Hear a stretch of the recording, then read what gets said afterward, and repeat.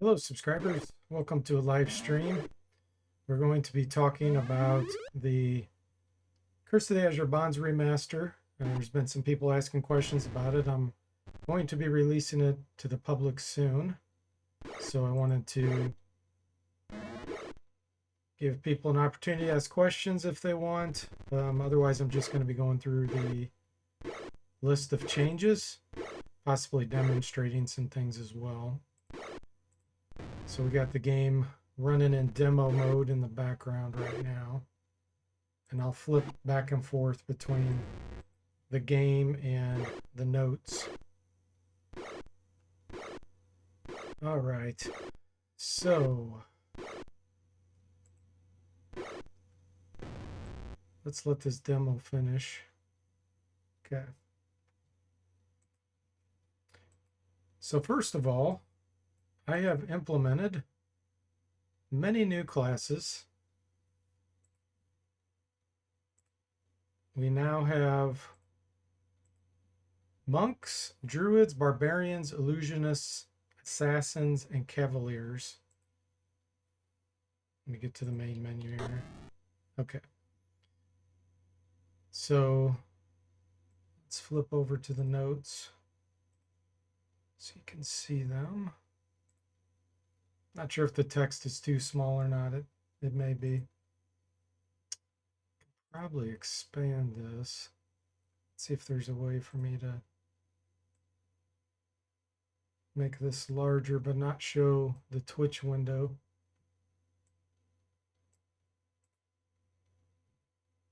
Yeah, it's probably going to be a challenge. We'll just have it maximized. Okay. So there's also some multi-classed characters as well. Let me bring this over to here so that I can see text at the same time. And let me kill the game.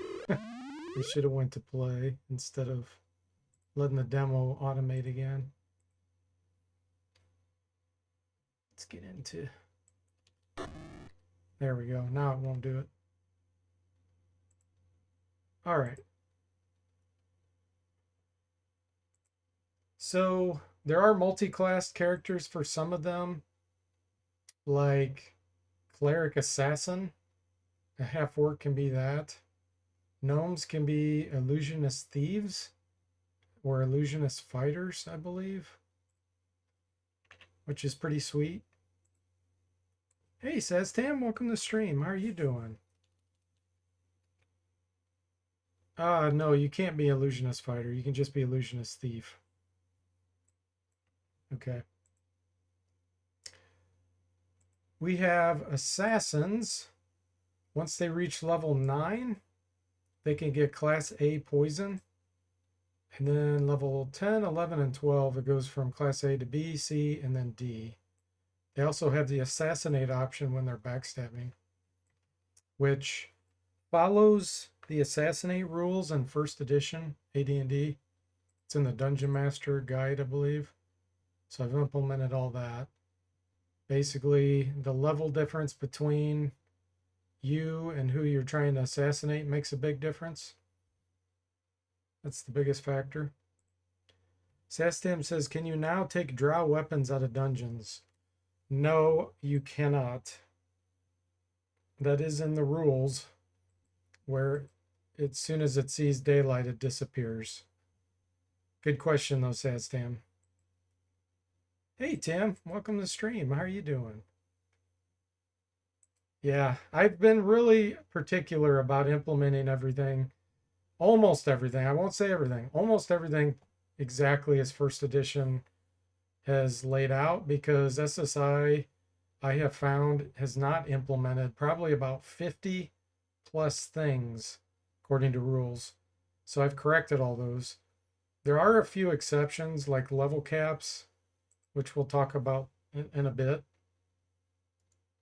Hey, Mr. Spock, welcome. How are you doing? Yeah, late night stream. Let's go. Yeah, it was really fun to see DC Bueller streaming it today. Found some bugs. I've got almost all those fixed by now already. So that just really helps improve the quality. But yeah, any questions, just go ahead and ask in the chat. That's the purpose of this. Otherwise, I'm just going down the list. Hey, Moody, welcome. How are you doing? The difference in these class poisons is essentially once you get to class D, it's an instant kill type poison. If the enemy you hit fails their poison saving throw, they're killed instantly. Now, the way it works is assassins have something called blade venom. And you have to rest. Well, let's just do it. Let's just show it. Let me flip back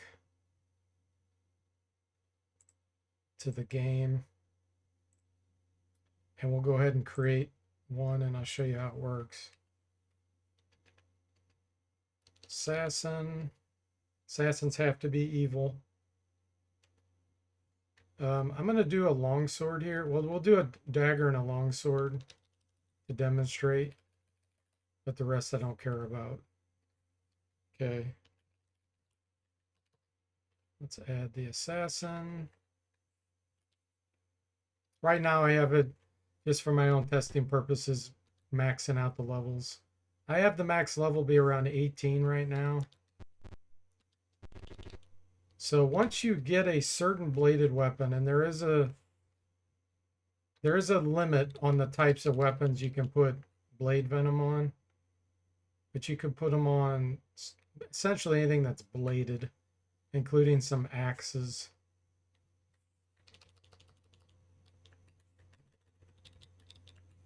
And you can see here, this is one of the features which I talked about before.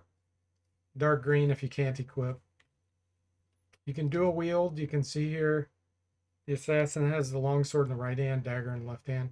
Only daggers and hand axes can go in the left hand, per the rules. I'm getting a fight here.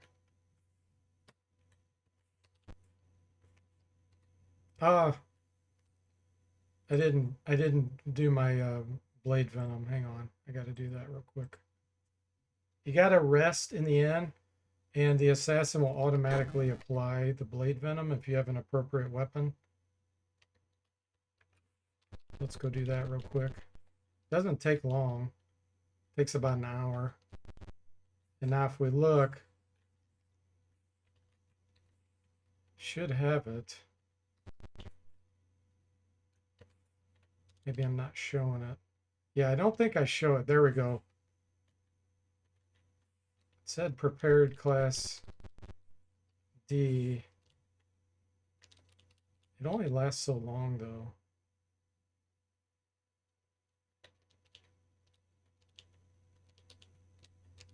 And then it'll wear off on its own.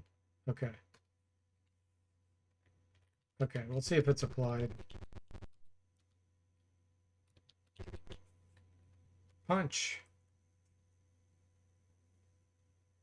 Let me bring up this too so I can see chatting.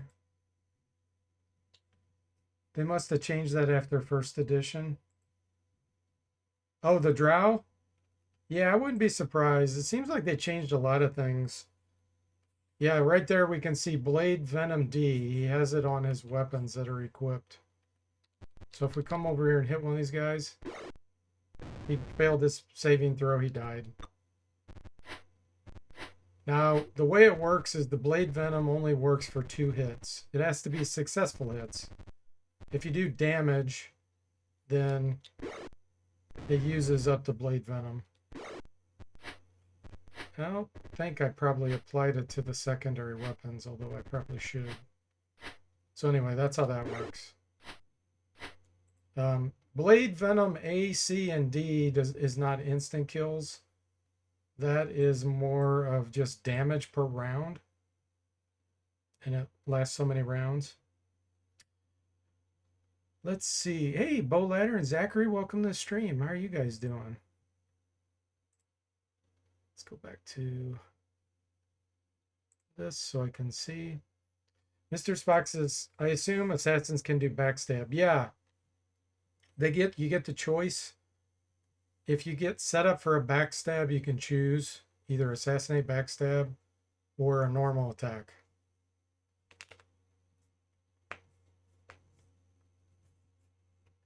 showed it the first sleeve, Zachary says. Ah, okay. They can take poison damage each turn based on a roll. Mr. Spock says, yeah, the way it works is the poison will just keep doing damage to them for so many rounds if it's class A, B, or C.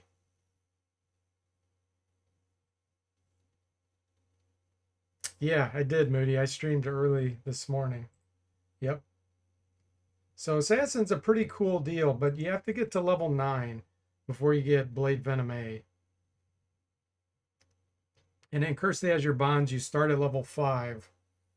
So you can definitely get there because, like I said, I raised the level caps to about 18. I implemented all the way up to 18, 20, somewhere around there. But it'd take a really, really long time to get up to, like, let's say level 12. But you can do it. More naturally, what'll probably happen is as I remaster these games, you'll start them in Pool of Radiance. You'll get your characters up to probably level 8, 9-ish. And then you'll transfer them to Curse. And then you'll probably get up to like level 12 or 13. And then you'll transfer them to Seeker of Silver Blades. And then maybe get up to level 15, 16. And then finally, go to Pools of Darkness. Okay, let's see. So only humans. These notes are kind of scattered, so there's going to be some weird random facts mixed in here. But if you want to be a monk or a barbarian, you can only be human. We added half orc as a race. I already mentioned that. Okay, so Cavaliers get a mount. They start with one now. And you get a heavy warhorse. Unless you're a female elf. Then once you get to level 5, which again, you start at level 5 in this game, their heavy warhorse upgrades to a unicorn. And I know in DC Bueller's stream, he has an elf cavalier, so he's going to be using that very soon because he just reached the outdoors. The mounts only work outdoors. According to the rules, they can't go in dungeons or civilized areas like that. So what'll happen is, I guess we can show that.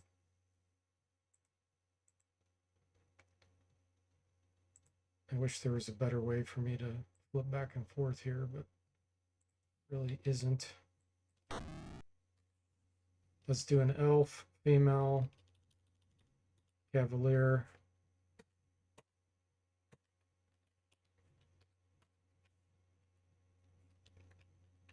So you can see they have this option called mount, which will show you the mount that you have. So this particular one's a unicorn, 29 hit points, armor class 2. And here's where you can tell if you're going to be able to use it in this area. If it says remains outdoors, then you can't use it. It's essentially you're either indoors or in a dungeon or something. It'll automatically use the mount once you get to the outdoors. I did not want to implement something that required you to hitch it up somewhere, go find it again. I just thought there was no value to the game to doing that. So unicorns do have Dimension Door. I can do that, I think, once per day, maybe. And if you're on top of it, mounted in combat, then you get to choose when to cast this Dimension Door. Otherwise, if the computer's controlling it, then it acts like an NPC if you're not mounted, and the unicorn will just do its own thing. Okay, so that's essentially how that works. Here we can see in the analysis screen, which is a new screen I added, you can see the saving throws on your mount. You can see unicorns are immune to paralysis, death, magic, charm, and poison. Now, if we create a non-female elf cavalier,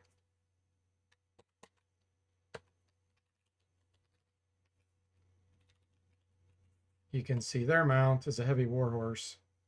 Armor class 7, much less intelligent, 18 hit points. Phaco's worse, but it's still useful. The cool thing about mounts are you get the movement of whatever it is when you're mounted, even if you're overloaded with armor and stuff. So your movement could be 3 because you're completely overloaded. You hop on this, you got 15 movement.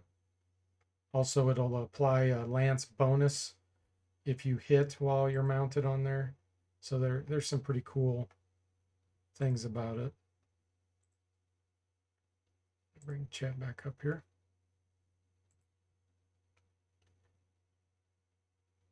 Sadstamp says, how's the Hillsfar enhancement going? It's done. I haven't implemented the town, but I've implemented all the pictures. So each town, each place in each town has unique graphics. I can show some of that. Let me load an existing game here.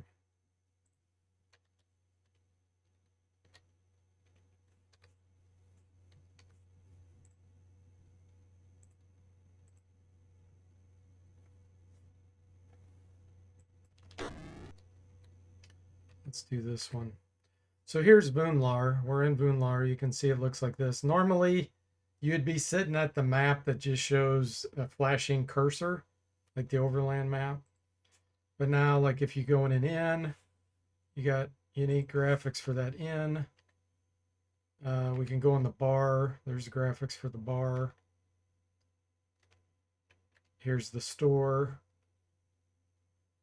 temple. And then if we leave, let's journey on over to, let's go to Hillsfar. Journey on.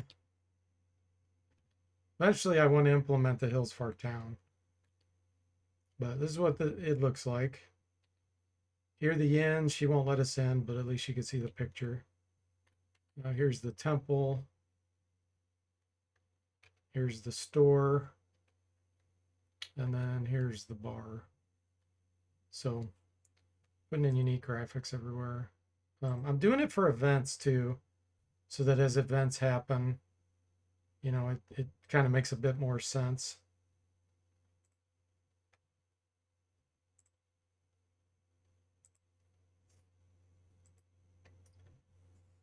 Mr. Spock says, couldn't pass up the opportunity for a unicorn. What did you decide for the acrobat? Well, I've researched the acrobat thief. It's really called the acrobat thief. You can't start as an acrobat. You convert to an acrobat from the thief class, and you have to be, I don't remember, level 6 or something. There were no real advantages in these Goldbox games, but if I were to make a new Goldbox game, then it could be useful because I could put in all kinds of events. I could put in things where you have to jump over pits and, you know, just a bunch of stuff like that. So far, I might implement it in these in the future just to have it in the engine, but there really isn't a whole lot of benefit to it, to be honest. Sastam says, will this run on a standard system of the day? No, this is a Windows application, Sastam. So this is Windows. It's no longer DOS. So this will run on anything that can run C#.net. So probably at least Windows. I'm running on Windows 8.1. It runs fine. So you could probably go even before that. Windows 7, maybe even older than that. But no, it's not DOS. Unless you can run Windows on an XT, which I don't think is going to happen. No DOS box required. Yeah, Linux can run it as long as you have Wine installed. And of course Mac as well, because it has Wine. So it'll be protected for the indefinite future. Okay, let's see what else. Now this was something interesting. When I looked at, I have read so many of the rules from the Unearthed Arcana, Dungeon Master Guide, Player's Handbook, first edition.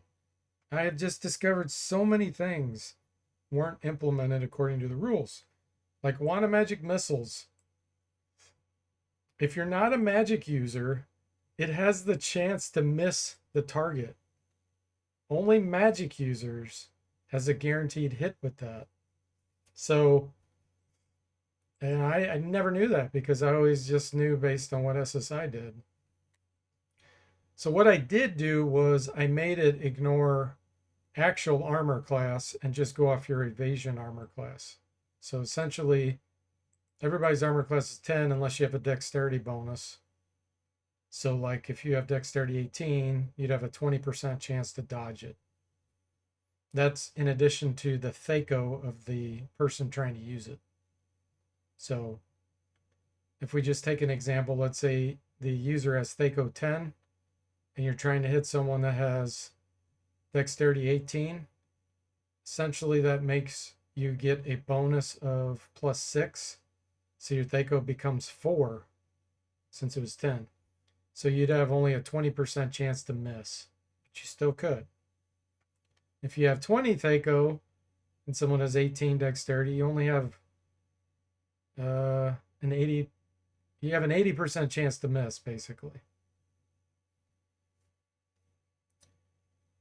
Okay, I fixed the beholders so that they have the charm person ability with one of their ray eye attacks. SSI did not implement that, so it is in the monster manual. And I also fixed their fear ray so that it saves versus rod, staff, and wand. The game engine was incorrect and it had it as spell.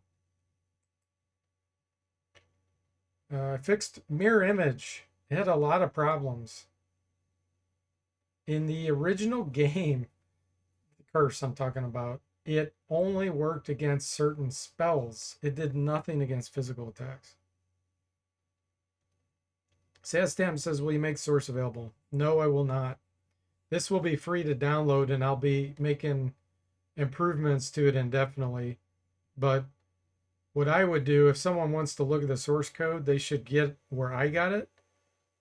Simeon Pilgrim is the one that converted from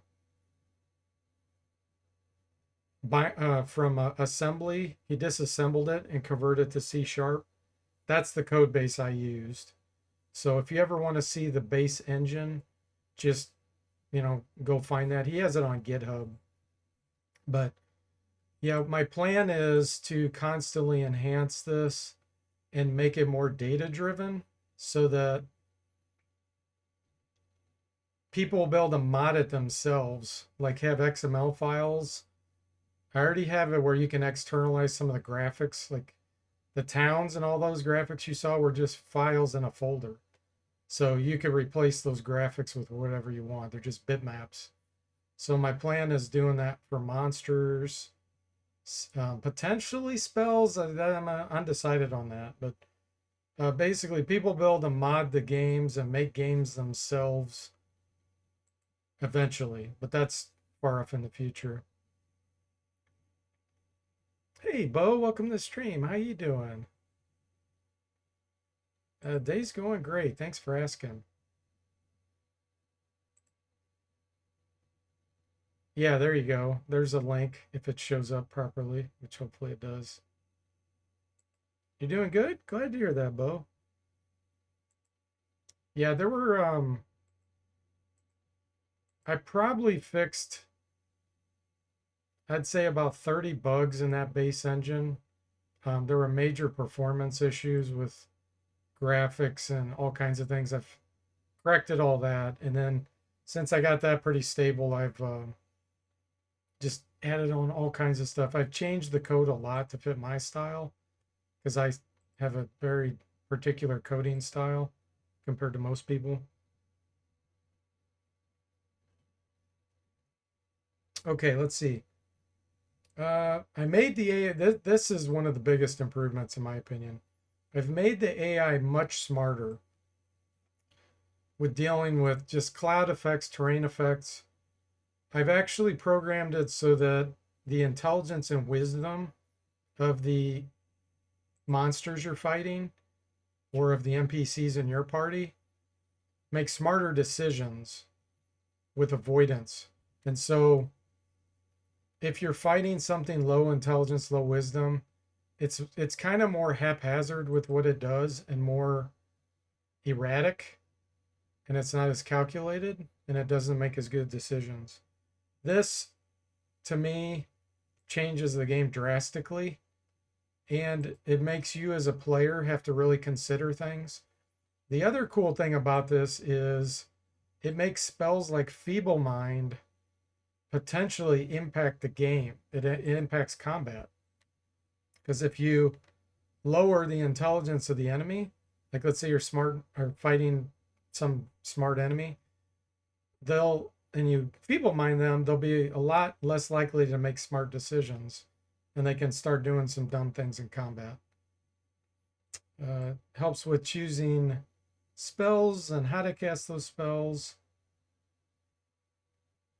Yeah, and also helps the AI to now choose appropriate spells based on the enemy types. It takes into account all kinds of things like, oh, I'm not fighting a person, so I'm not going to cast Hold Person. The original game would just do stupid things like cast Hold Person on a giant or something. So, hey, Severin, Sundog, welcome. How are you guys doing? And I'll keep improving the AI over time, making it even smarter. But that's been the coolest feature in my opinion. Another thing I've done is enemies can now have a bit of variance in their equipment. So not only does that affect what they equip in battle, but then of course what they drop at the end of battle. So the way it works is only a small percentage of the monsters will swap out their equipment before the battle happens. And I think I have it around 10% chance per enemy. So let's say you're fighting a mage and they have a dagger. Well, mages only have a few weapon choices. They only have a quarterstaff, a dagger, darts, things like that. So I made it smart enough to only give them something that they can actually use if they already had it readied. If you're fighting a fighter, you get anything. Who knows what it would get swapped out with. But like I said, it's a small percentage. It's only maybe 10-15%.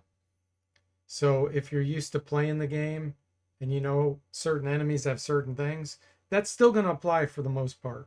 It just might be, oh, wait a minute, this guy's got a hand axe. And guess what? He just threw it at me. Whereas before he was a melee guy.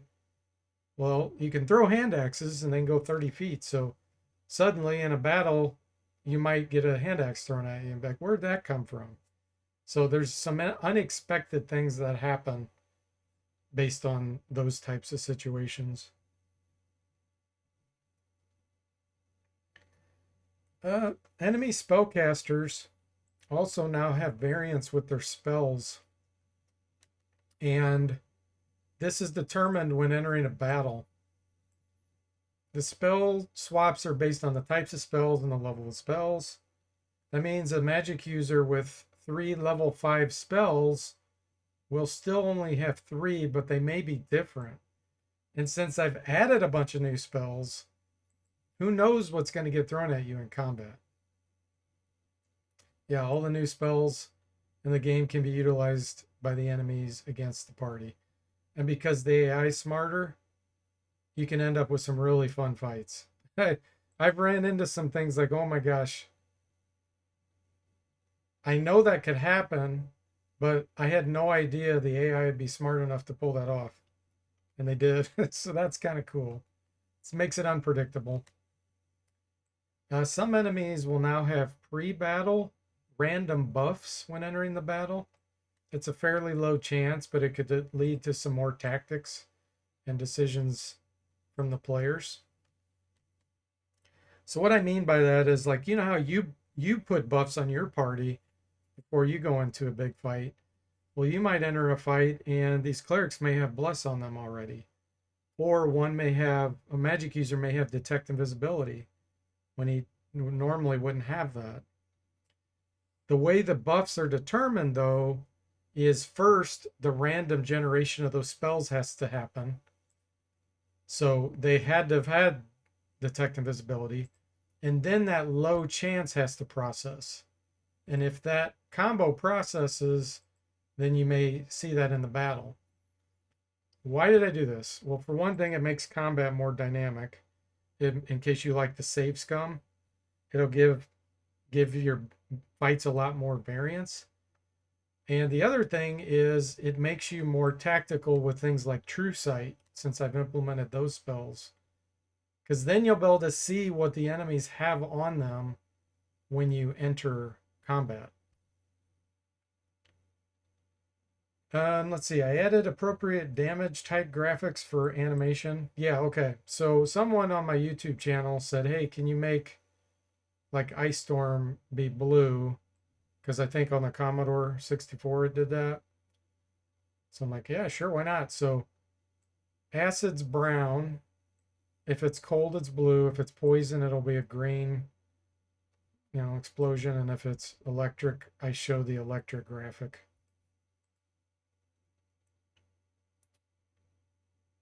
We already talked about, oh, well, this is a bit different. I added in new background graphics for various spells like fire, insects, fog, thorns, etc. And then this is the part we already talked about. Okay, so I don't know why SSI did this, but they made it where you can bandage anywhere. So the character could be 50 feet away and you can still do a bandage. And you don't lose your turn. You don't have to run over to them. You didn't have to have the movement. I changed that. I made it where you have to be adjacent. The reason why I did that was because it forces you to think more tactically about where you place your characters. And if they get taken down and they're surrounded and there's a wall of enemies preventing you from getting to them, it might make you think, wow, that was probably a bad idea. Next time I need to be more tactical about trying to surround and group my units better and those types of things. So that's the purpose of that. Okay, the players will show up as purple if they're due a level up. A lot of the later Goldbox already did that. I modified how Raise Dead and Resurrection works.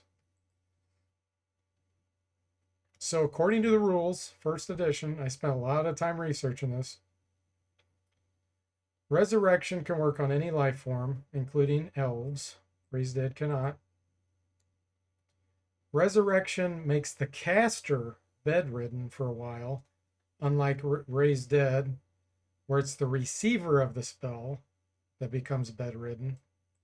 So Resurrection will get the receiver up and about much quicker. In fact, it's instantaneous for them. It's just now the caster's affected. Resurrection can bring back those who've been dead a lot longer than Raise Dead. Raise Dead is only one dead day per level of the caster. So when a character dies, I start a timer and keep track of the amount of time they've been dead. The original game didn't do that. So if you're out resting for quite a while in a dungeon and you can't get back to town, if you don't have Raise Dead, they will be permanently dead until you can get Resurrection. Raise Dead will not work anymore. Full hit points are restored if you use Resurrection. With Raise Dead, you only get one. Resurrection ages the caster 3 years. Raise Dead doesn't age anybody. So I did add Resurrection to temples. However, this fact makes it extremely expensive. You think Raise Dead's expensive. Resurrection is much more expensive because that that caster that's resurrecting you is going to be aged 3 years. So they make you pay for it. Lost body parts are restored with Resurrection, and you can lose body parts in this game now. There's a few ways that can happen. There's heat metal and chill metal. The chill is the one that can cause permanent loss of a body part, like your hand. And then there's Vorpal blades. I implemented Vorpal blades. Very, very rare. Don't expect to get one. And Sword of Sharpness, which is less rare, but it's still very rare.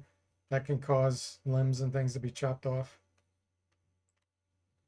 Okay, and then raise dead cannot raise characters that have a destroyed corpse, which happens if you die from fire, acid. If either of those kill, your corpse is destroyed. Raise dead also doesn't work if you have a severed head. So if you get Vorpal blade chopping off your head, it won't bring you back. Resurrection can.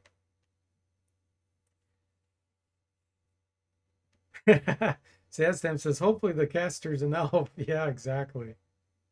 Sundog says, something to spend all that platinum on. Yeah, exactly. Okay, so I talked about that. Here, let me scroll like this. I added in many new item types that are randomly dropped and generated. Some of these are for monsters that are encountered.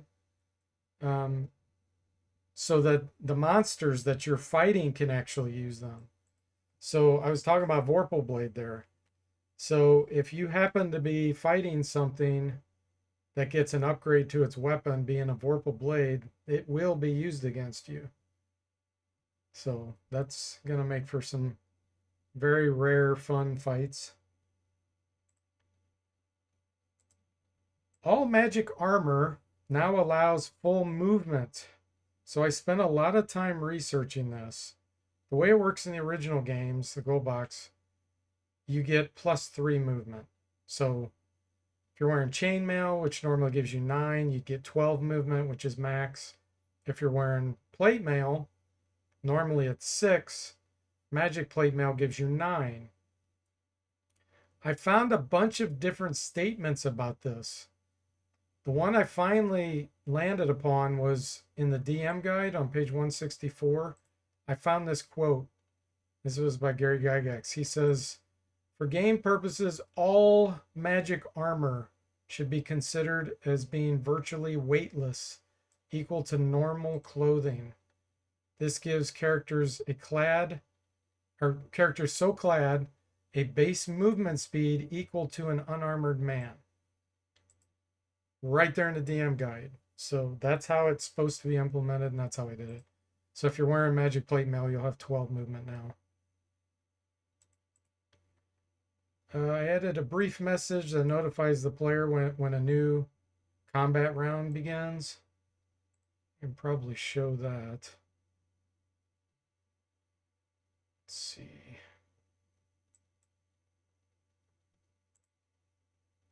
It's pretty quick because I didn't want it to delay combat or anything.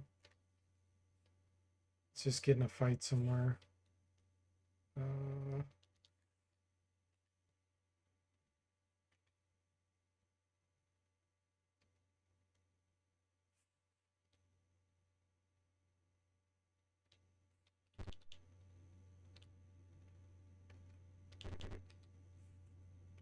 Let's fight these guys. Okay.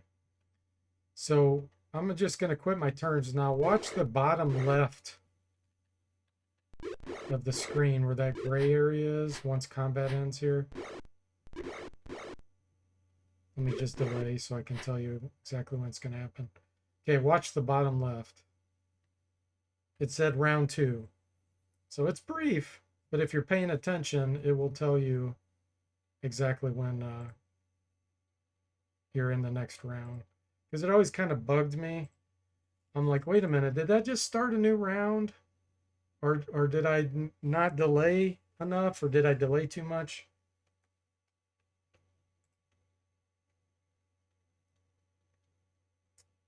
We already talked about that.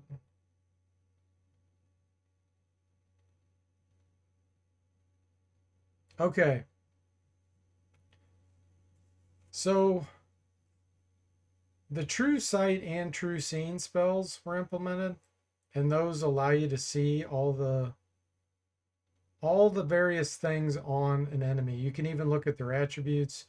You can look at their saving throws. I probably should show that. Let me get it running while I'm describing this.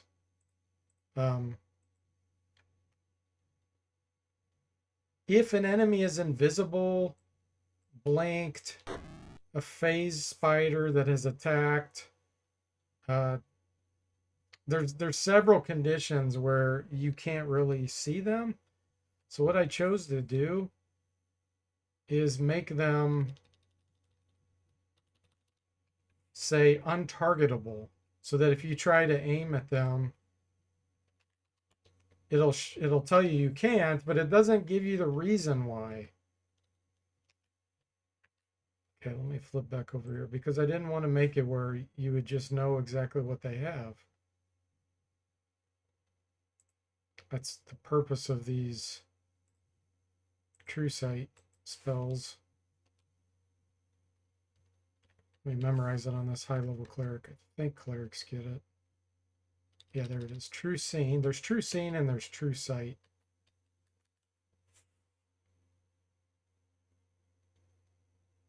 Trying to think if there was any others I wanted to show while I was here. I've shown some of these already.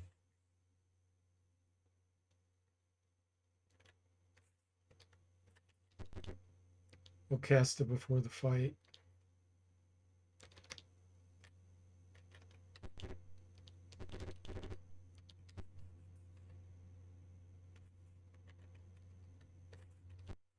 Okay.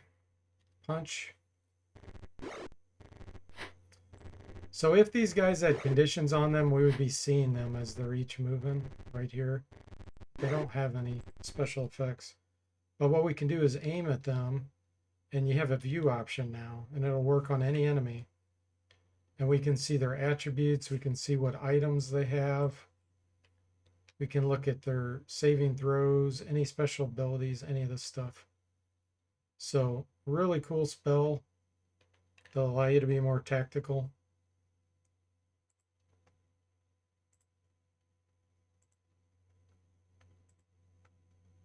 Let's see. I expanded the character inventory so you can have up to 80 items now on a single character instead of 16. The reason for this is because the original rules say weight already took into account the bulkiness of the item. So now you can load those thieves up with magic user scrolls and make them more useful. Because that was always a big problem. You'd find all these scrolls that had like 1 spell, 2 spells. In Secret Silver Blades, the way they handled it was you would bundle the scrolls up to 10, and then that would kind of shrink it. But instead of doing that, what I decided to do is allow you just to have 80 of any item, because then you can have anything. Potions, you want to load up on all these different potions that you find. Darts, you want to keep a bunch of equipment ready in case, depending on the situation of what you're going to fight. That kind of stuff. Necklace of missiles can now explode based on taking damage from magic fire damage, as outlined in the DM's guide. So that great item can actually be a huge detriment. The way it works is the item itself gets a saving throw if hit by a fireball or a delayed blast fireball or whatever.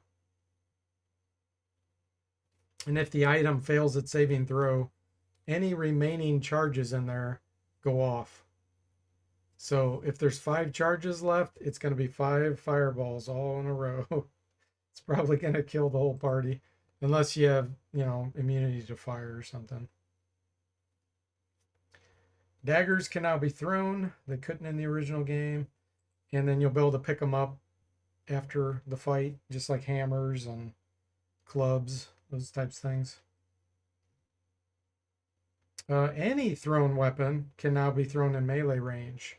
It used to only be hammers. So I did a bunch of research in this. There is 0 indication that only hammers could be thrown in melee range. So I suspect that was an accident, that SSI did that accidentally.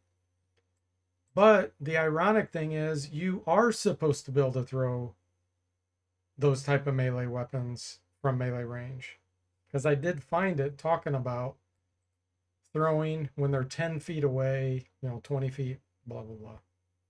So I made any thrown weapon that's a melee type weapon. I probably should put any thrown melee weapon can be thrown in melee range. Okay. You can dual wield the dagger and a hand axe in the offhand. Those are the only two types allowed. The dexterity armor class bonus is now lost if a spellcaster is attacked while in the middle of casting a spell. In the original engine, you did not lose your dexterity bonus, and neither did the enemy. So if you were trying to hit an elf, for example, that had good dexterity, and you're trying to abort their spell, they got their armor class bonus, which they weren't supposed to. Added in new random items, a lance because it's the Cavalier's preferred weapon. Poison vials you can throw, acid vials can be thrown. I've added in protection from petrification, potions of invulnerability, rod of smiting, a bunch of rings, weapons, all kinds of stuff. I'm not going to spoil it so you guys can find it as you play or watch someone else play. I'm just going to keep adding to those. The Dungeon Master Guide has a ton of them listed, and so does Unearthed Arcana, so I just going to keep doing that. I made it possible to use potions of extra healing on other party members within 10 feet. What happens is if, let's say there's someone on the ground, or better yet, someone that's hasn't taken their turn yet in battle,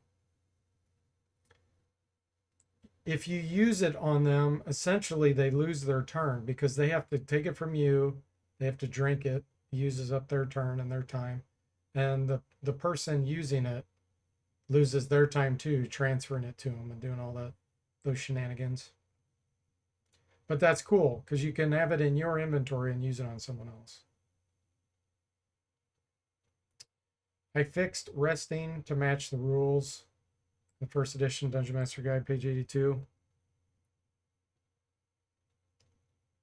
The main difference there was if you're low constitution, you lose hit points per week. Like you don't heal as much. And if you had high constitution, you get a bonus at the end of a full week, as long as you rest uninterrupted. The other thing is you are healed of all wounds, no matter how many you have, if you rest. It's either 3 or 4 weeks, I think. I don't remember. If you rest contiguously without interruptions for that long, you get all your hit points back. That would mainly only apply if you, let's see, it's 1 per day. So if you had over 30 hit points you need to heal, that would be the way to do it. You'd get them all back. I fixed the reduce spell to actually decrease the damage dealt by the monsters and on non-classed enemy NPCs. Before, all that spell did was remove the enlarge effect. And the funny thing was, enlarge didn't even work on monsters anyway in the game engine. It did nothing. So reduce does not decrease their strength. It just decreases the damage they do. And this also means their Thaco doesn't change, but the damage does. But that can still, play a good role, especially being a first level spell. I fixed a bug where black dragons would never breathe acid in enemies properly in Curse. This doesn't really matter. I implement weapon proficiencies, weapon specialties, and the Cavalier's weapon of choice. Hey, Steely Pat, welcome to the stream. How are you doing? For attacks, I enhanced to distinguish between real misses and not penetrating armor. And the messages are displayed. It also makes a different sound effect. The main reason for this was done for things that remove dodge only armor class or results that shouldn't result in automatic hits because of strong armor. This also has a big impact on the weapon type versus armor. Let me see if I have something I can show here.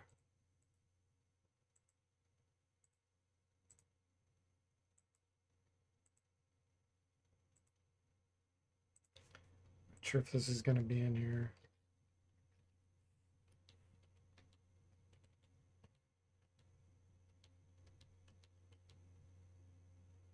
Yes, here we go.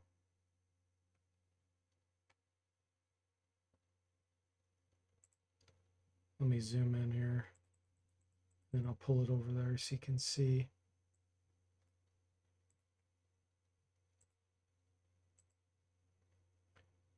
All right, let's increase this a bit. So this is in the Dungeon Master Guide, but I'm looking at the Unearthed Arcana one, which is like kind of the newer version. It's the most recent one that has this in it that Gary Gygax had created. Still first edition. So each weapon in the game has a different chance to hit and penetrate different armor types. That's what this chart shows. SSI didn't implement any of this. So let's just take the battle axe as an example. So this 10 armor class means the person you're trying to hit with a battle axe has no armor. They're not wearing anything. If somebody is not wearing anything, a battle axe has a +2 chance to hit. So think of it as, you know, if you had Thaco of 10, now you're going to have Thaco of 8 when you're explicitly hitting someone with no armor. 9 is if they only had a shield. So if the person only had a shield, +1 hit. 8 is if they're wearing leather armor. So as you can see, a battle axe, as the armor gets heavier, and we're getting down to plate mail, it actually loses a chance to hit beyond just what the armor class is. So the difference between armor class 10 and 3 is a 7. So let's just say you had a Thaco of 20. In the SSI version of the game, when you use a battle axe and you try to hit armor class 3, Thaco 20, it drops your Thaco down to 17. Okay?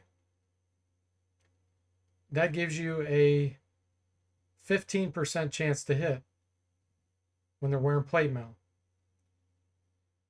With these damage charts and anti-penetration, it's an extra -2 to hit. So the 3 becomes a 1. So now instead of having a 15% chance to hit, you only have a 5% chance to hit. And if you go down this list, let's look at the bow stick, for example. The chance to penetrate plate mail, let me double check and make sure plate mail is 3. I think it is. We've got leather, ring mail, scale mail, chain mail, banded mail. Yeah, plate mail is 3. So if you want to try to penetrate plate mail with a bow stick, it's -7. That's, instead of armor class 3, essentially subtract 7, and you get -4. That it's like that person has a -4 armor class. So bow stick's terrible against that. But hey, look at this. If you're fighting someone that is has no armor, a bow stick has +3 to hit. So this thing is a big deal. That's why I separated anti-penetration from chance to miss. And if in combat you start seeing tons of no penetration, no penetration, no penetration, it's like, okay, you're probably not necessarily using the best weapon there. You might be able to find a better one. Like, let's look here. The Becte Corbin does awesome against plate mail. It actually turns it more into like chain mail because it turns from a 3 to a 5. So some of those heavier weapons, here's like a flail. Let's find another one. Heavy horse lance, military pick, two-handed sword. Yeah, look at the two-handed sword. It's one of the best weapons because really, except for unarmed here, or no armor, it gets bonuses and all that stuff. So really cool. It makes you think about what weapons you're using when you're fighting different types of enemies. I also implemented speed factor. So this does delay the segment in which you get your turn based on the weapon you have equipped when that round starts. So pretty cool stuff. I'm excited about that as well. Let's flip back over here.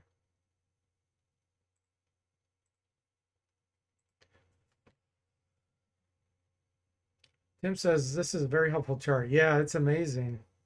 Sundog says makes sense though, unless the bow stick is magical in some way. Yes. Hey DC, welcome to the stream. How are you doing? Super lurky because still doing board games for my friend's goodbye party. But that looked a bit different from the player's handbook. That explains some things. Yeah, Unearthed Arcana is kind of, it's like an updated DM guide. Just think of it that way.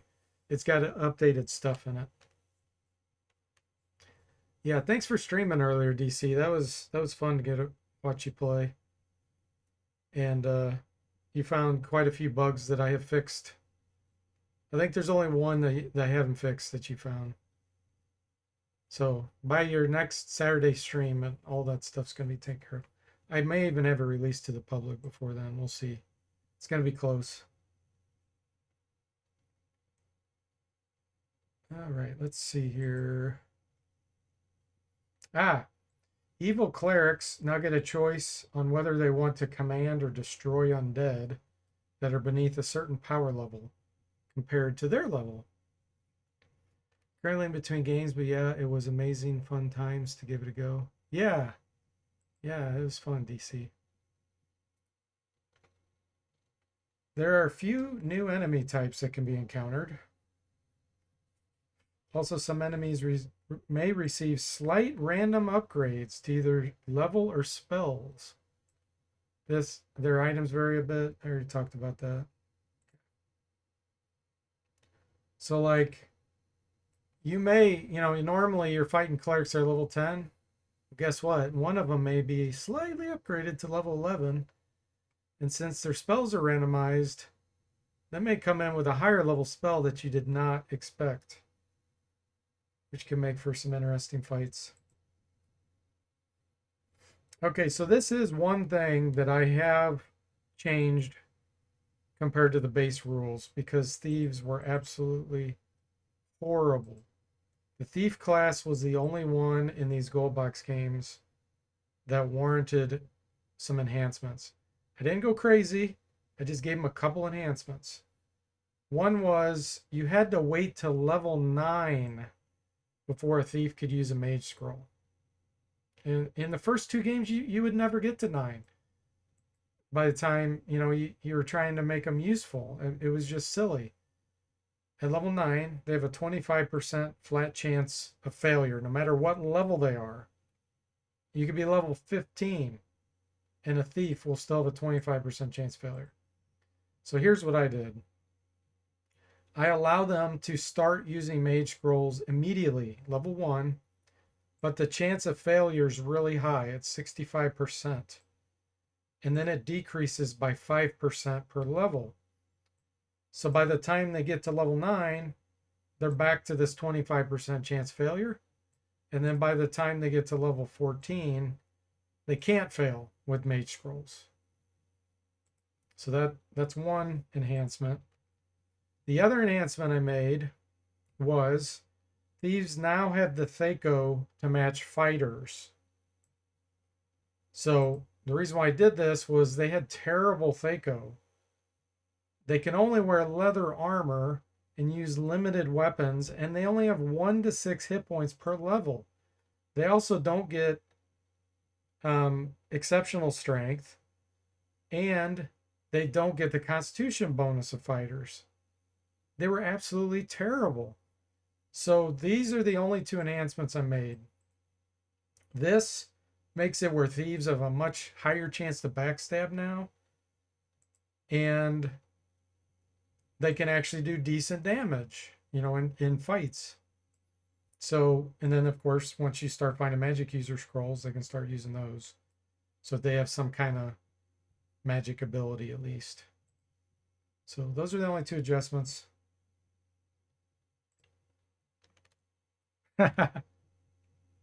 You wish the bow stick was better for your monk, DC. Yeah. Yeah, the monk is a very interesting and tricky class to play. They're very tactical, but they're not fighters. You can't just throw them out there like a fighter.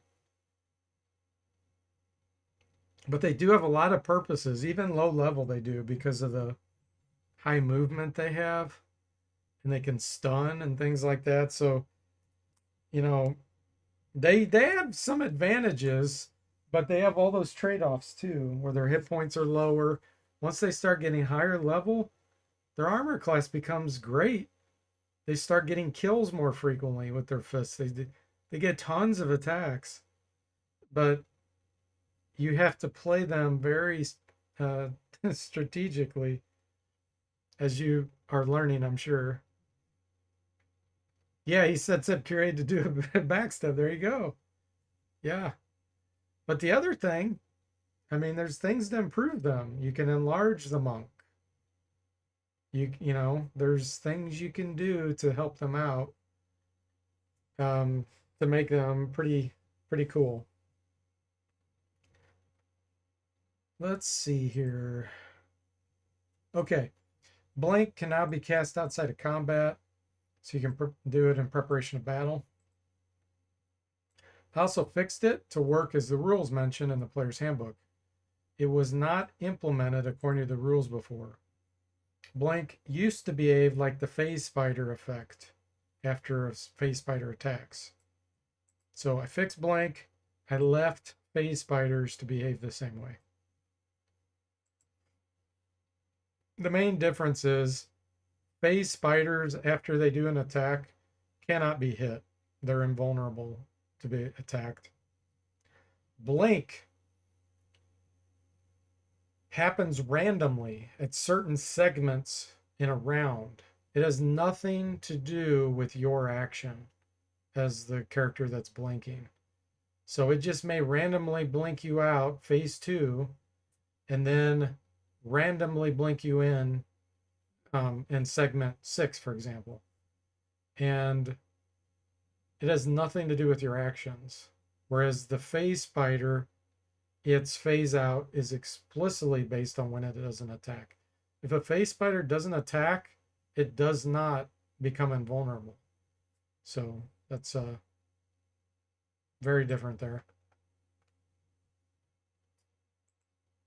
Invisibility to animals now checks to make sure the animal's intelligence is less than 6.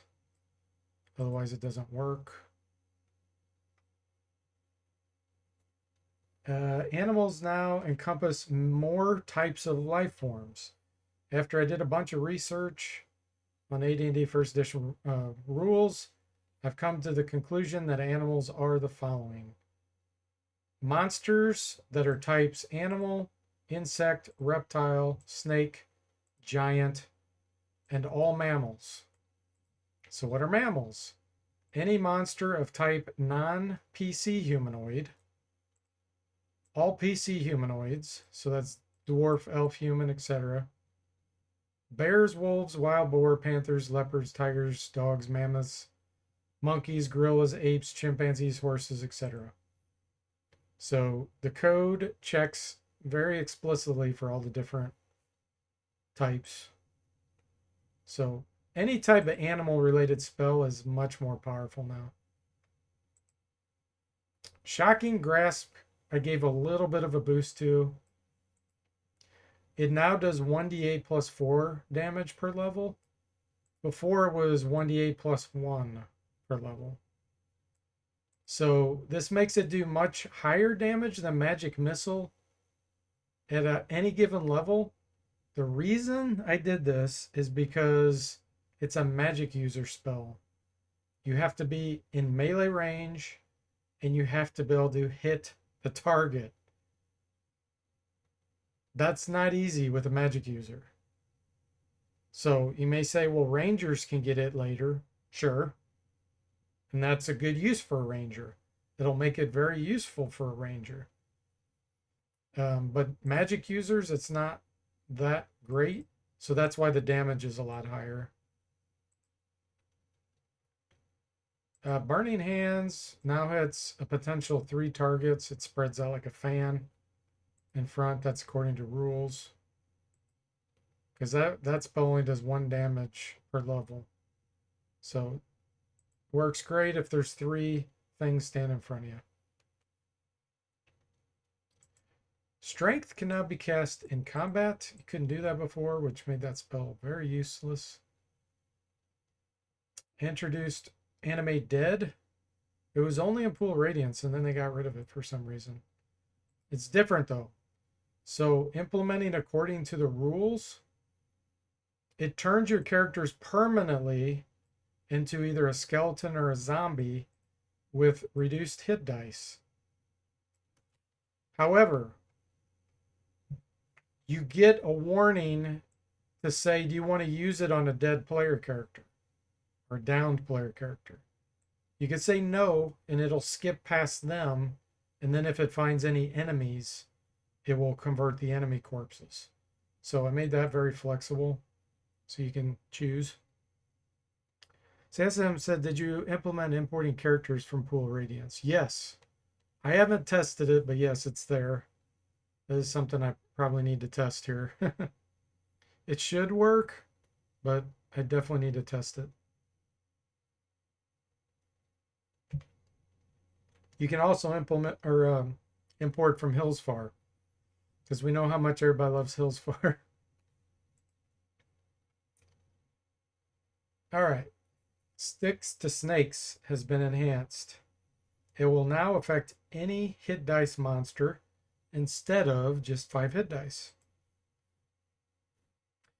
I looked in the rules. There is nothing in the rules that says there's a hit dice limitation on Sticks to Snakes. Doesn't exist. I have no idea why SSI did that. So I implemented it according to the rules in the player's handbook. Essentially what it does is, depending on the level of the cleric, there's a random chance that some of the snakes are poisonous. There's no damage inflicted by any of the snakes when it says in a given round, a monster's fighting snakes. But if one of the poison snakes happens to penetrate, it will cause a saving throw against poison by that target. They get the poison saving throw at +2. If they fail that saving throw, the target dies. All that happens behind the scenes. You won't even know that's happening. It's a bunch of calculations that are happening. So if the poison doesn't happen, then the target still loses their turn, and it says they're fighting with the snakes. Each time one of the snakes is killed per attack. So if there were 20 snakes and a monster has 2 attacks per round, that Sticks to Snakes is going to last 10 rounds, because they'll essentially be killing 2 snakes per round. But it's all happening behind the scenes.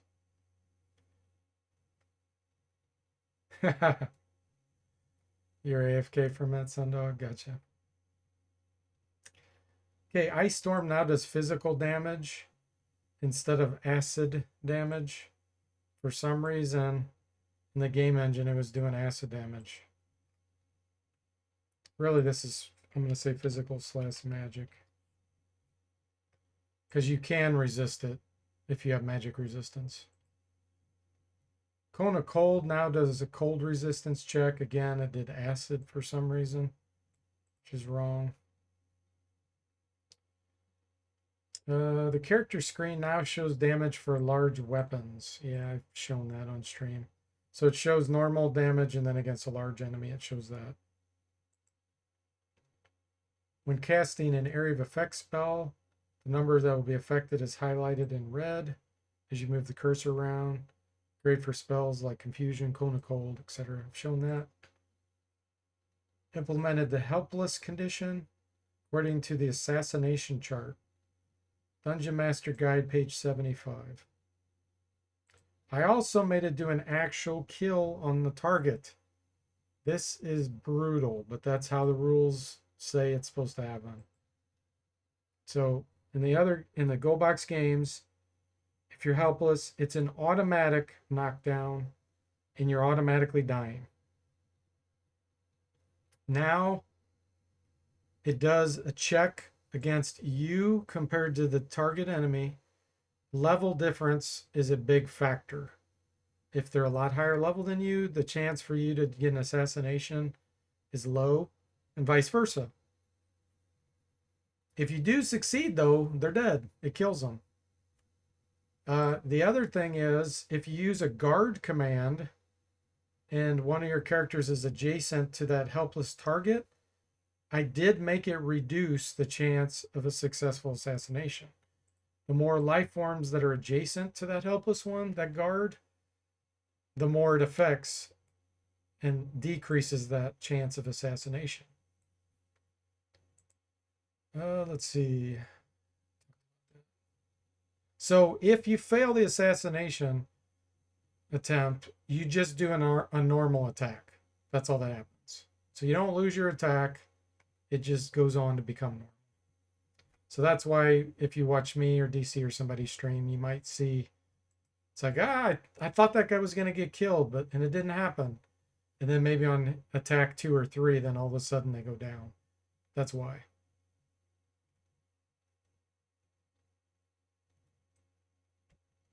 All right, Stinking Cloud. So I made Stinking Cloud, Sleep, Protection from Evil and Good, and Cloud Kill more like the rules in the player's handbook. Stinking Cloud, what an interesting spell. Holy moly. Tim says it makes total sense now. Thank you. Oh yeah, my pleasure, Tim.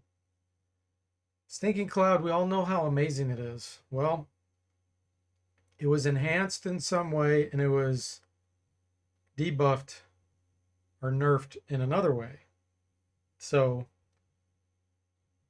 according to the rules, the victim gets kind of a minor helplessness if the target in the cloud passes its saving throw. So if it makes its saving throw, it is not gagging and helpless that way, but they are still helpless. And the only thing they can do is move. They cannot attack. They can't use a spell. They're coughing. This is the one difference that the Goldbox engine SSI did not do properly. They did not allow the target to be able to move. They just had them cough. And they could even attack, I think. It was weird. They couldn't use an item, but they could attack. So now what happens is you can only move. They weren't helpless. They just had an armor class adjustment, which the rules say nothing about that. There's no armor class adjustment. They're still helpless. So that means you can still kill them. You still get the assassination attempt if they're coughing. But the movement allows them to get out of the cloud. So the way I implemented that with the AI is they look around, they try to find an adjacent empty tile that isn't bad, that doesn't have a cloud on it. And they will step out of the cloud to that position if they can. Now here's the deal. If you have a guy standing next to that cloud, when they do that, you get a free attack from behind. So you could potentially assassinate them right then when they're trying to get out of the cloud. If you don't, or they escape, the next round, they're still minorly coughing. They still have that minor helpless. So you can still do it. That's how strong that spell is. Now, you could cast the spell magic on it, just like in the original version, and it'll get rid of it. But even passing the saving throw still makes the target vulnerable to those instant kills. But since the assassination attempt is now a thing, it's not a guarantee. So that's kind of where the nerf comes in. Otherwise, it's just like the original. they become helpless and they're choking and gagging and they can't even move. I also made Stinking Cloud reproc every round. So if you're still remaining in the cloud, same deal. You try to pass saving throw. If you fail, you start gagging. Otherwise, you're still coughing and you can try to get out. All right, I know that was long-winded, but there's a nuance to that spell for those that are veterans to the game. Okay, for sleep spell, targets that are asleep can be woken up if they survive the assassination attempt and they just take straight damage. The way it works, according to the rules, is the next round they will then be awake. So that's how it's supposed to work. This thing is a huge deal, which makes protection from evil and good so strong. So if you have that on a character and a monster that's using a natural weapon like claws, a bite, even a punch, tries to attack, they cannot do it. They cannot. They're not allowed to do the attack, period. So, like if you have a paladin that has the protection from evil 10-foot radius aura and there's trolls coming at him, they can't hurt him. They can't even touch him. And then if you have two guys standing next to you that are getting the aura, those trolls can't hurt any of those characters. It's insanely good. Otherwise, the spell kind of sucked. It really didn't do much. It was like a bonus, like, I think of like +2 with saving throws, maybe, or something like that. But now, if an enemy is using a real weapon, like a sword that's not a natural weapon, then this does not protect you. They can still hit you. It's only against natural weapons. Hang on one second, guys. I gotta let my dog out real quick.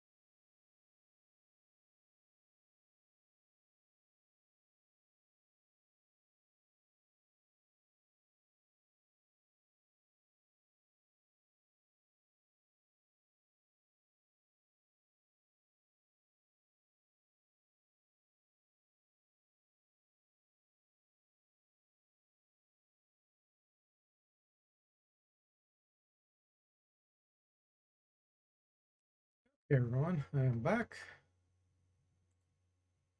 Let's see here, where are we at? Okay, Cloud Kill.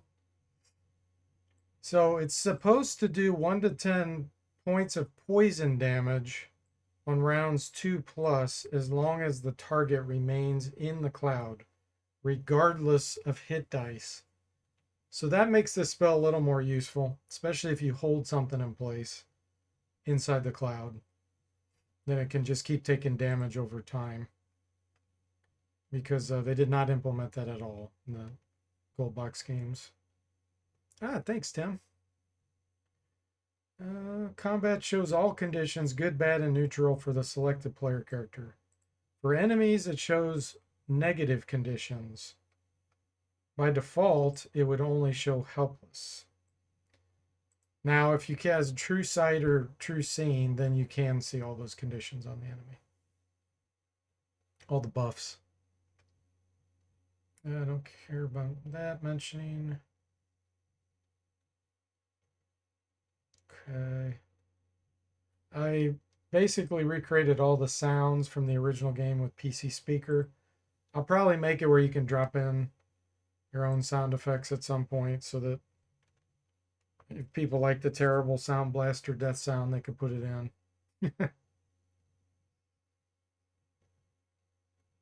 I'll just make it standard wave files probably. Okay, paladins, slight debuff. They cannot use flasks of oil, according to the original rules. They did get a little buff here. They're supposed to have 4 to 13 hit points on level 1, according to Unearthed Arcana, not 1 to 10. I did fix their aura. It did not work in Curse of the Azure Bonds. Paladins can now turn undead. That also didn't work in Curse. It acts like a cleric 2 levels lower, basically. I made Paladins immune to disease. It was not happening in Curse. That doesn't matter. Yeah, I already mentioned this. If you can't equip an item, it shows up as dark green with a minus. Fixed ammo. There was an issue where it would wipe out ammo instead of decrementing the count. I made the new spell Good Berries. I made it where you can use Good Berries on unconscious members. I mean, why not? Why couldn't you put a berry in their mouth and make them chew it, you know? Mr. Spock says, if you turn a party member into undead via animate dead, can you still use them the rest of the game? Yes. Yes, it's permanent. Good question, Mr. Spock. The other thing is they still keep their saving throws of the class they were at and the level they were at when that happened. So if you were a high level magic user, your hit dice and everything drop down to that of a zombie. You become immune to cold. Zombies are immune to cold. You become immune to paralyzed and all that stuff. But you keep your saving throws as your class, and it'll show the class, but you can't do anything. You have no special abilities of those classes. But the other thing is they are officially a zombie, so when you fight enemy clerics, you can be destroyed. They can be turned or destroyed. And if they get destroyed, they're gone permanently. Let's see. I corrected plural. I always thought it was funny. It would say like 3 flasks of oils. So I changed it, looked explicitly for it. So now it says 3 flasks of oil. Yeah, turn undead. I added a lance weapon and a wooden shield so that druids can have a shield because they can only use non-metal stuff. You can buy them in any town. If a troll's killed by normal means, meaning not fire or acid, a corpse outline will appear like a silhouette. So then you can see where the body was. Saw that in DC stream tonight, actually. I fixed the bug with Spiritual Hammer where it would not disappear if it was in someone else's inventory when it expired.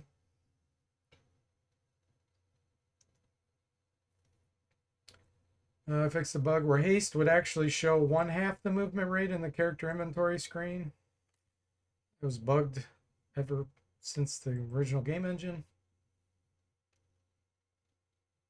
Let's see, fix the bug where attack rolls. Oh yeah, attack rolls would continually decrease if an invisible person kept moving away from multiple targets in the same round. So if someone could see invisible and you were moving away as invisible, it kept decreasing the chance for those enemies to hit you. So it'd be at -2, -4. Well, actually, it's -4, -4, -8, -12. So it'd get to a point where they would never be able to hit you. It's a pretty silly bug. I made the fix command take into account Druid, Cure Light Wounds, Cure Serious, Paladin's ability. I should add here, and any also casts any curing type spells except ones that require system shock, survival, or resurrection survival rolls. Those you have to manually cast. So like if you're petrified, when you get converted back, according to the original rules, you're supposed to survive a system shock roll. If you fail that, you're killed. So the petrify is removed, but then you're dead. So it's like a double whammy. If you survive the system shock, then you don't die. We already talked about that. Oh yeah, you can get spell descriptions now. Let me show that. I haven't finished all of them. I've only done some of the new spells.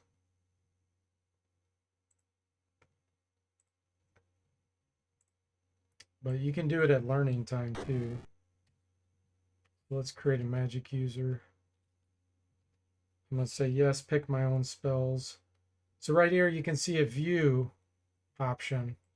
So if I hit view, I say here, page 66 of the player's handbook, altered for game purposes.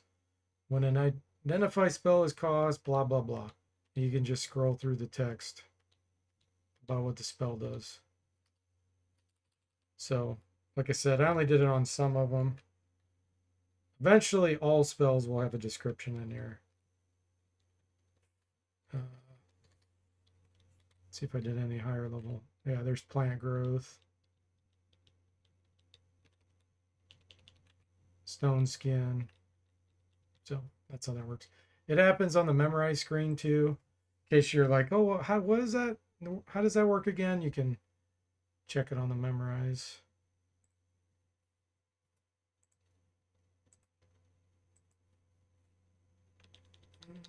Oh, all these different spells.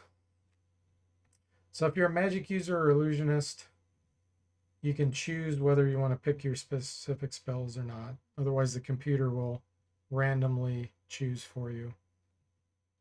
It'll always grab highest level spells though, and then go down if it runs out. So here's all the illusionist spells. I'm not going to say every single one. You can see there's quite a few. Illusionists are interesting because they only have 7 spell levels. Magic users have 9. So the illusionist is like a subclass of magic user, but they only have 7. But some of their spells are very flexible and very powerful. Like being able to get maze as a level 5 spell, super strong. And like this demi shadow magic and shadow magic, great flexibility with what type of spell you want to cast when you cast it. Like on the fly, do you want a fireball, magic missile, cone of cold, fear, you know, all these different things. So it kind of makes you super flexible because it sometimes when you're memorizing something, you don't know what situation you're going to be in. So I feel like illusionists are kind of like very adaptable magic users that can handle lots of crazy situations. Okay, then we got our druids. There was already a bunch of first level spells. The only new one I added was Shillelagh right now. And then all these up to level 7. Many, many new ones. Magic user, there's a handful of first through 5th level that I added that the base game did not have. And then I added a bunch of 6th through 9th. Some of these, many spells I've added that you've never seen before in the Goldbox games, like Crystal Brittle, Prismatic Sphere, Big Beast Crushing Hand, Permanency, certain spell immunity, just stuff like that. And then Clerics, I added quite a few spells that were missing from the base game, 1st through 5th level. And then I implemented these 6th and 7th. So they've got a pretty good amount. Magic users by far have the most number of spells. I mean, it's crazy how many they get. But I mean, the druids got quite a bit here too. Yeah, they all have quite a bit.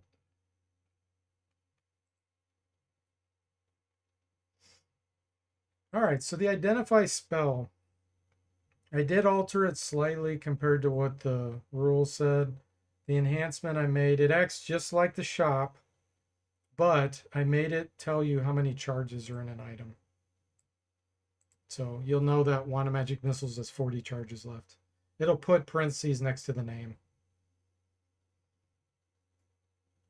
And as you use it, the number decrements. So it's better than the shop identify.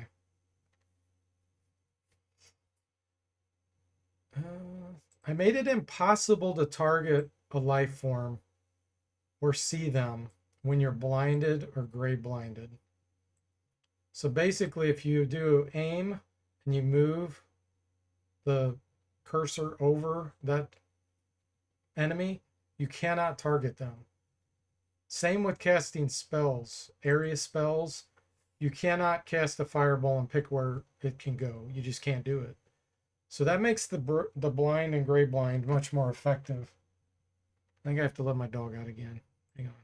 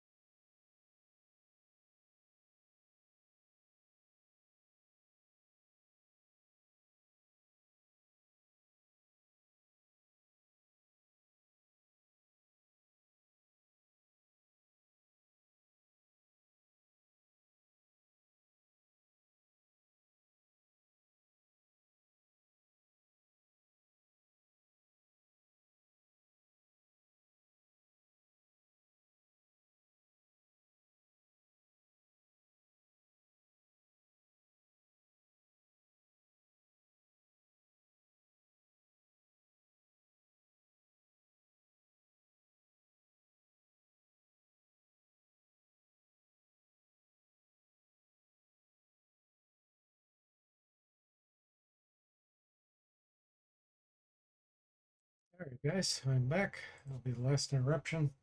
We're getting close to the end of the list here. Let's see.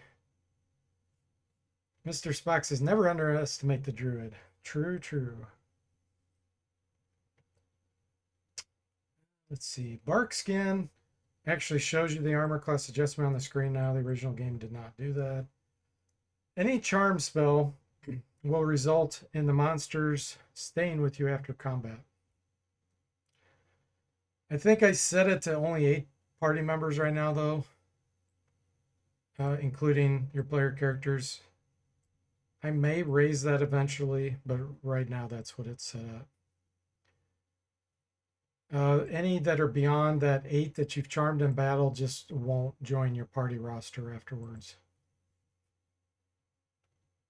And once it wears off, they'll leave the party. They'll just leave if you're not in combat. If you're in combat, they could potentially switch to the other player's team, or they could decide to surrender. So in the original game, Charm Person, Charm Monster, or Charm Person or Mammal would always fail the first time it was cast, no matter what. They just had it hard-coded. I was like, man, why does this spell never work? Well, in the code, it was programmed to never work. Call Lightning can be cast if the sky is open, even if you're in a dungeon area that is not considered wilderness. If there's a ceiling wherever you're at, then you can't cast it. All right, let's see. Okay, so here's some details on the Shadow Monster spell. I implemented according to the rules, but there were some ambiguous aspects. So, Shadow Monsters will not have any spells or special attacks. Future versions of the guides and things I've read, like version 5 of AD&D, said their special attacks and effects are not real. So that's kind of why I went that way. So to me, that means their spells also wouldn't be real. So I just had to, because it wasn't explicitly stated, I just had to come to that conclusion. Each player gets a chance to make their saving throw to disbelieve each shadow monster. Saving throw happens for all players right when the summon is created. If there's multiple summons, each one results in a saving throw check for each player. Players on the same team as the caster automatically disbelieve. And the reason I made that was because they could potentially get charmed.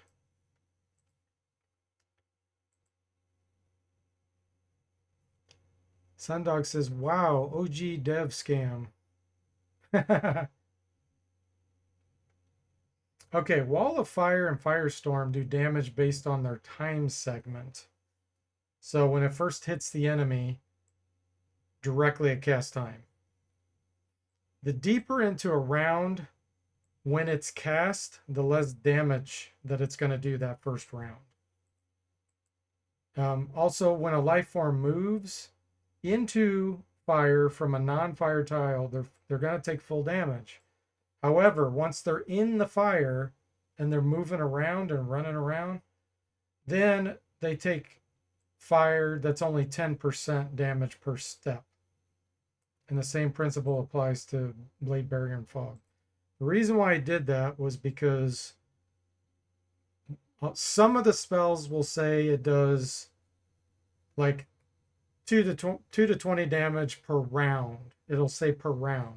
Others won't say that. They'll just say upon touching, it does 2 to 16 damage. It's like, okay, well, if you're touching the wall of fire, does that mean each time you run through each spot of the wall of fire, it's considered a new touch? You know, it was ambiguous. I looked through so many documents. I could not get a definitive answer. So that was my solution. They'll still take damage as they're stepping in, but the full damage only happens when you enter something when you weren't in it to begin with. So I feel like that's a fair trade-off.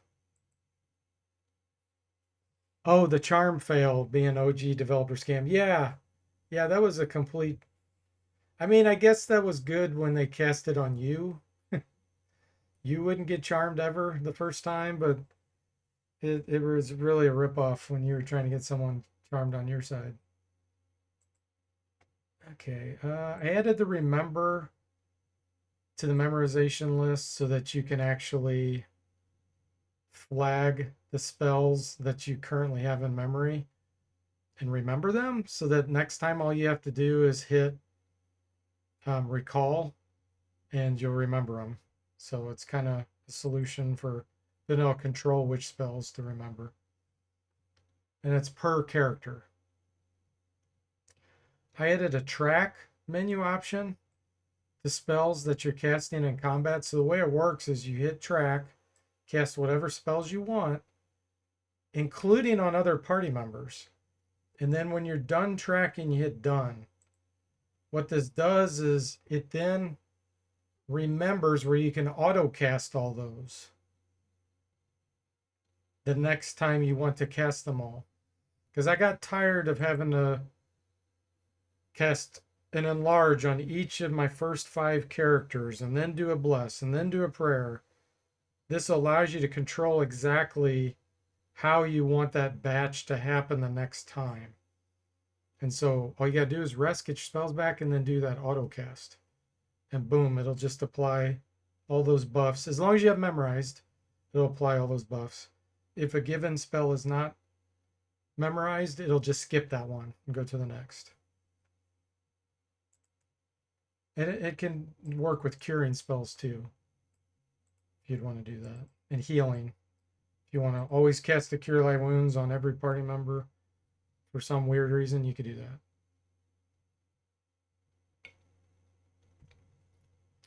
Let's see. I added disabilities on the primary hand, secondary hand, and body. It applies to the heat metal and chill metal spells. These conditions can be cured with the heal spell. Of course, resurrection too. The duration are based on the original rules. Heat metal is a temporary disability, but chill metal can be permanent. And then the disability condition makes it impossible to equip an item on that body part. And then if your hand's disabled, that also reduces your dexterity. I made throwing flats of oil cause the target to light on fire and take an additional 1d6 damage the next round. That's according to the rules. I implemented an insanity condition based on the 20 insanity types in the DM guide. Let's see. I added a disfigured condition that can be caused by chill metal. It lowers your charisma basically until a heal spell's cast. All right, I removed all level caps, but I put in penalties. The short story is it will require you to earn a lot more experience before that level can be obtained, the next level. So you can reach unlimited levels, but it'll just take way more experience. I got some formulas here. It gets worse if you have multi-class characters that are capped. Let's see. I implemented some of the level cap based on race from the Unearthed Arcana edition because Gary Gygax did give a little more leeway to some of the races in that book. He probably got a lot of hate mail. So that's how I decided on when these caps started to apply for the experience penalty.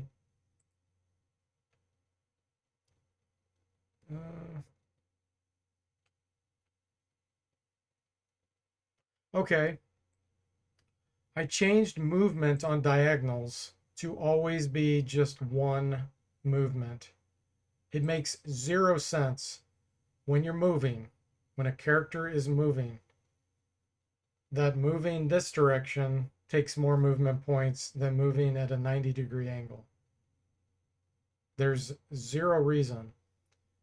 it makes your moves more efficient, because if something's way up here, straight, the straight line's the quickest way to get to any point. So going straight, you would actually be more efficient. It makes no sense for it to be less efficient for you to walk this way, or to be equal efficient walking 90-degree angles in a weird path. So that encourages tactical movement as well, where you can see based on where tiles are, whether it's walls of fire in certain positions and all that, and it allows you to potentially block things in better ways too. So no more do you require more movement to go on diagonals.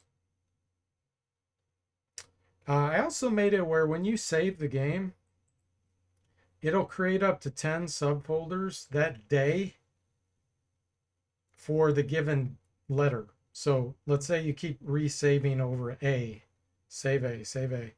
It'll create a subfolder and it'll copy all the game files that you already have into there. They're kind of like backups.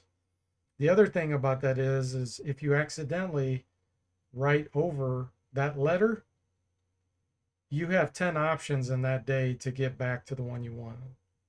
Because I've done that. I'm sure others have done it.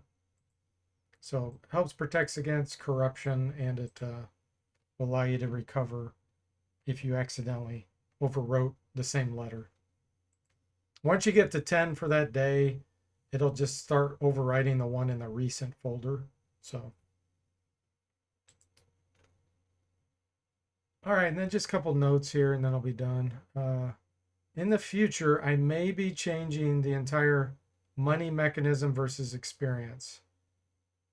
So I looked in the guide, and Gary Gygax did give the Dungeon Master free reign to change the monetary system to make certain things worth a lot less, to make things worth a lot more. He explicitly said multiple times that just keep in mind that you want to fix the economy, and if you start messing with things with that, you could break it. I'm thinking, well, that's what SSI has done. They've completely broken the economy. So what I may be doing, I haven't thought through it thoroughly, but I may be making all the other money types more usable. And one approach is just to divide everything by 100 or 1,000. So if something's worth 1,000 gold pieces, it would only be worth 10 gold pieces. If something's worth 1 gold piece, we divide it by 100, and whatever that was in copper, whatever it was, that's what it would become. So that's one possible option. The other thing is, Gary mentioned, don't give so much magic stuff to the players. Don't overload them with stuff. From what I was seeing, the magic items should be rare.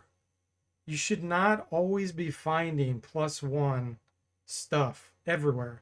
Everybody in that army's got +1.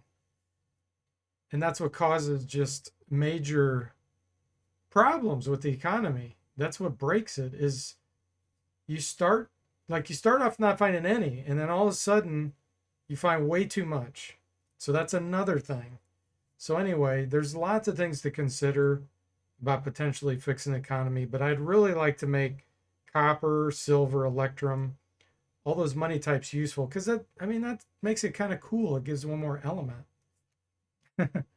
Mr. Box says, thank goodness, LOL. And Bo says, +1 dagger equals 4,000 gold, no more. That's right. DC says, in between games again, and definitely feel the economy was super busted in these games. And unfortunately, I bugged out the economy somehow already in my game. Yeah, that's the bug I haven't found yet, DC, that I still have to fix somehow. I have no idea how you did that. Bo says, when I play tabletop, my favorite DM is definitely stingy with magic gear. Yeah. Yeah, it's going to be such a challenge, though, because here's the problem. You can't make everybody happy You know, and people that are used to playing these old games, they're used to seeing all that stuff. And if you drastically change all that, you're going to make a lot of people unhappy. So if I do it, and it's a big if, but if I do it, I'll probably make it an option or maybe two options, two different ways to do it so that people can play like SSI did it, or you can play the new way where I'm trying to fix the economy, you know, and trying to make it where you're not overloaded with stuff. I mean, it's fun to find new stuff, but when it starts getting to the point where you got gobs of gold where you can't even carry it all, it just gets ridiculous. It just doesn't make sense. And I did read in one of the books, Gary Gygax talked about it should be really difficult to get the magic stuff back to the surface. So, like if you're in a dungeon and you go into a troll lair and there's a horde of stuff, you can't get it out. It weighs too much, it's too bulky. You got to pick and choose what you're going to get. You know, he made multiple points about that because he knew even though there could be a whole layer that has a whole bunch of stuff in it, you have to be selective and you can't just grab all this stuff. So I got all that stuff to think through. Sundog says, yeah, Monty Hall adventures get out of hand pretty quickly. DC says, I have an older save. I'll see if I can recreate one again. Oh, that'd be awesome, DC. That'd be amazing. Mr. Spock says, some people want their junk food. DC says, so in the later games, there was a difficulty slider. Is there a way to implement that in Curse? Harder modes, include fewer magic items, etc. Yeah, that could definitely be done. Yeah, absolutely. Yeah. Yeah, there's just so many things. Okay. There's also the experience problem. Okay, so I'd like to give more experience for completing quests or performing specific actions, like a thief picking locks, a cleric doing healing, you know, things that are appropriate to their class. Gygax even talks about that. He says that's how experience should happen. And when you're finding these magic items, you're not supposed to get experience unless you can use the item, unless it can benefit a given class. And then if you use the item, you don't get experience for it. So there's lots of things like that that SSI didn't really implement, but people are used to playing the games that way. So I just got to really spend a lot of time. I'll probably do that in version 2 once I get this very stable, have all the spells and everything implemented that I want, base engine in great shape. Then I'll probably pursue trying to adjust all that stuff. But I'm just trying to let you guys know what I plan to do in the future with this. Of course, I'm going to always be adding new spells, monsters, items from the D&D rulebooks. And then I'm going to remaster, hopefully, all the Goldbox games. At some point, pull Radiant Sword Blades, maybe even the Dragonlance and Savage Frontiers, you know. All right, so let's see, anything else? Yeah, that stuff's not worth mentioning. That's about it, guys. I'm hoping I can have this ready for public before Christmas. That's my plan. So keep an eye out. Go join the Discord if you're not on there. That's where you'll be able to download for free. Make sure you have either a copy of the GOG version, Steam version, or an original. If you have that on your hard drive, it should be able to find it. If it can't, put the start exe in /curse, and it'll be able to find it. So that's it. So thanks for watching. I hope you enjoyed it, and I'll see you next time.